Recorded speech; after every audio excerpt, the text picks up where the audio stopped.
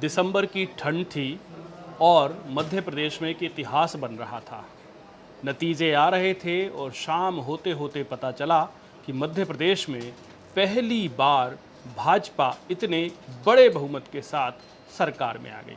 नमस्कार, मैं हूं वरुण सखाजी और आप देख रहे हैं खबर बेबाक। अभी आपने सुना होगा उमा भारती रायसेन जिले के मुख्यालय में किले पर बने हुए एक शिव मंदिर को लेकर के लगातार सक्रिय हुई हैं। इससे पहले आपने उनका वो वाला वीडियो भी देखा होगा जिसमें उन्होंने एक शराब की दुकान पर पत्थर फेंका था। आखिर उमा भारती को क्या हुआ है? आखिर उमा भारती क्यों इतना शिव प्रेम दिखा रही हैं? शिव प्रेम से मेरा कहने का मतलब है भगवान शिव के प्रति। असल में किस्सा कुछ और है। जो रायसेन का किला है ये राजा पूर्णमल का बनाया हुआ किला है और इसको शेर शाह सूरी ने धोखे से हथिया लिया था। ये तो हुआ इतिहास का हिस्सा, लेकिन कुछ एक हिस्सा वह भी है जब इस पर विवाद हुआ। बात है 1974 की। 1974 में इस पर विवाद हुआ तो प्रशासन ने आनन फानन में मंदिर के गर्भगृह में ताला लगवा दिया। दर्शन तो शिव के होते हैं लेकिन ताले के बाहर से। ये ताला ऐसा नहीं है कि साल भर नहीं खुलता, ये एक दिन आता है महाशिवरात्रि का जब इसे 12 घंटे के लिए खोला जाता है। ये जो मैंने बात बताई ये आपको भी नहीं मालूम होगी और संभवतः रायसेन ज़िले के उन नागरिकों को भी नहीं मालूम होगी जो वहाँ पीढ़ियों से रह रहे हैं। वजह यह है क्योंकि ये कभी राजनीति का विषय रहा ही नहीं। पर अचानक से क्या हुआ कि राजनीति में ये इसकी चर्चा होने लग गई। इसके लिए हमको थोड़ा सा उमा भारती का बैकग्राउंड देखना पड़ेगा। उमा भारती असल में आती तो बुंदेलखंड से हैं, लेकिन उमा भारती को जो पहचान मिली और जो उनको ऊंचाइयां मिली उसमें रायसेन का योगदान बहुत खास है। सबसे पहला योगदान तो ये है कि जब उमा भारती ने भाजपा को छोड़ा तो उनके पहले कदम जो पड़े थे वो भोपाल के बाद रायसेन जिला मुख्यालय पर ही पड़े थे और जो कुछ भी उनको मीडिया कवरेज मिला और जो भी जन समर्थन मिला और जो भी उस वक्त अनेक विधायक उनके साथ चले वो भी रायसेन से ही ज़्यादातर आते थे। रायसेन चूँकि स्वयं विधानसभा नहीं है, इस विधानसभा का नाम है सांची। तो सांची से विधायक हुआ करते थे और 1998 में दिग्विजय सिंह की दूसरी सरकार में भाजपा की तरफ से नेता प्रतिपक्ष हुए थे। नाम है गौरी शंकर शेजवार। शेजवार के ऊपर उस वक्त ये टैगिंग हुई कि वे उमा भारती के सबसे करीब हैं। शेजवार को इसका खामियाजा भी भुगतना पड़ा और पिछले 17 वर्षों में शेजवार ने गवाया ही गवाया है। अब उनके बेटे मुदित शेजवार राजनीति में सक्रिय हैं। उमा भारती का एक तो रायसेन कनेक्शन ये है। दूसरा कनेक्शन ये है कि जब उमा भारती ने अपनी नई पार्टी बनाई जिसका नाम रखा भारतीय जनशक्ति पार्टी, तो उसके जो मध्य प्रदेश भर में कुल 5 विधायक जो जीते थे उनमें से एक विधायक रायसेन जिले की बेगमगंज सीट से आते हैं।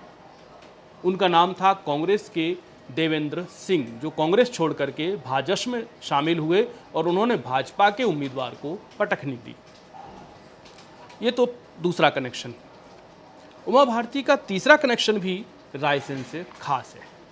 उमा भारती मूलतः विदिशा को अपनी प्रयोगशाला बनाना चाहती थी। विदिशा वही जगह है जहां से अटल बिहारी वाजपेयी ने अपना भाग्य आजमाया था और अपना राजनीतिक ठिकाना बनाया था। बाद में उन्होंने अपना ठिकाना विदिशा से बदल करके लखनऊ स्थायी रूप से कर लिया। जब अटल बिहारी वाजपेयी ने यहां से इस्तीफा दिया तो यहां पर शिवराज सिंह चौहान ने उपचुनाव में पहली जीत हासिल की। तब से लेकर के लगातार शिवराज सिंह चौहान 2004 तक इस सीट से लाखों वोट से जीतते रहे। चूंकि साल 2004 में ही उमा भारती को अपने पद से इस्तीफा देना पड़ गया था, वजह थी हुबली कोर्ट का एक फैसला। इसके बाद से ही प्रभारी के रूप में पहले बाबूलाल गौर को मुख्यमंत्री बनाया गया और उसके बाद स्थायी रूप से बाबूलाल गौर को कमान दे दी गई, लेकिन ये कमान अस्थायी थी। तब के प्रदेश अध्यक्ष शिवराज सिंह चौहान को पहली बार मुख्यमंत्री 2005 में बना दिया गया। 2 शर्तें रखी गई कि शिवराज सिंह चौहान अपनी जीती हुई लोकसभा सीट को जिता करके भाजपा की झोली में देंगे दूसरा, वो स्वयं भी बुधनी या जिस भी सीट से लड़ना चाहें उससे लड़ करके निर्वाचित होने का उनका ही जिम्मा होगा। इस बात में सबसे बड़ी बाधा थी उमा भारती। मैं आपको इतिहास इसलिए बता रहा हूं ताकि आप इस चीज़ को कनेक्ट कर सकें कि उमा भारती को आखिर रायसेन के किले में ऐसा क्या नज़र आ रहा है। तब लोकसभा का उपचुनाव हुआ 2006 फरवरी में।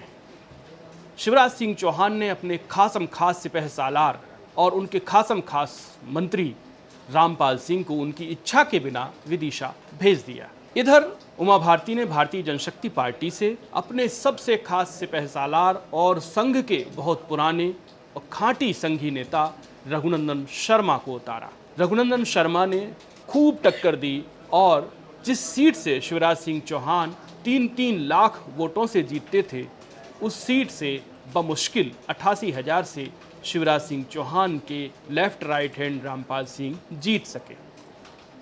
ये जो टक्कर थी, ये विदिशा और रायसेन दोनों मिलाकर के ये क्षेत्र आता है। ये भी उमा भारती का एक बहुत ही घनिष्ठ कनेक्शन है। उमा भारती का तीसरा कनेक्शन देखिए, रायसेन एक ऐसी ज्योग्राफिक पोजीशन में है मध्य प्रदेश में जो सीधे तौर पर भोपाल को, नरसिंहपुर को, सीहोर को और होशंगाबाद को प्रभावित करता है। यहाँ पर लगभग इन 5-6 जिलों में 25 सीटें आती हैं और ये जो है एक धर्म स्थल के रूप में ज़्यादा जाना जाता है। यहाँ के जो इश्यूज़ हैं वो ना तो जात पर वोट पड़ती है, न किसी डेवलपमेंट की इश्यूज़ पर। यहाँ जो वोटिंग होती है उसमें धर्म का तड़का बहुत गहरे से लगता है। उमा भारती ये भली भांति जानती है। संभवतः उमा भारती के लिए रायसेन का जो मंदिर है, शिव मंदिर है, इसका मुक्ति आंदोलन उनके राजनीतिक संजीवन का कारण बन सकता है। हो सकता है कि उमा भारती अगला जो पॉलिटिकल टॉस फेंकेंगी वो नर्मदा में हो रहा अवैध खनन है। बहुत बहुत शुक्रिया।